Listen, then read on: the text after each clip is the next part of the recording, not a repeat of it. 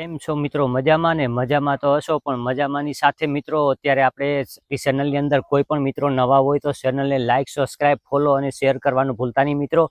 તો અત્યારે ઉનાળાની આ વસંત ઋતુની અંદર આપણે લૂ લાગતી હોય છે અને શરીરને નિરોગી રાખવા માટે થઈને મિત્રો આ મફત મળતી દવાને આપણે થોડી હાથમાંથી જવા દેવાય છે. અત્યારે જો આ લીમડાના મોર આવી ગયા છે, એમાં ચૈત્ર મહિનો ચાલતો હોય અને આવા લીમડાના કૂણા કૂણા મોર હોય તો મિત્રો આ મફતની દવાનો આપણે લાભ લીધા વગરનું થોડું રહેવાય.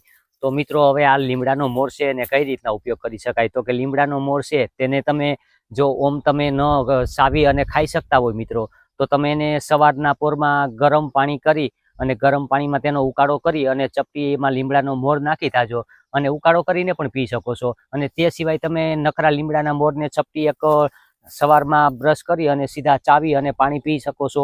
એનાથી તમને ઘણો એવો ફાયદો થાય છે. લૂ લાગતી પણ બંધ થાય છે મિત્રો. અને જો આપણે કોઈને લૂ લાગી હોય, પેટમાં દુખતું હોય અથવા શરીરની અંદર કોઈ એલર્જી હોય તો એવા ઘણા બધા ફાયદા થાય છે.